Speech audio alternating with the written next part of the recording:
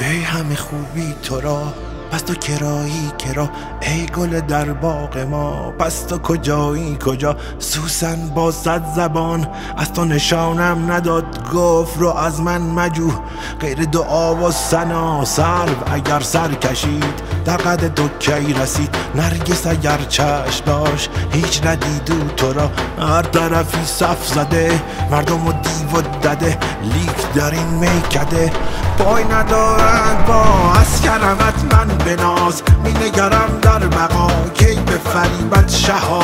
دولت فانی مرا 20,000 آرزو بود مرا پیش از این، در هوس خود نماند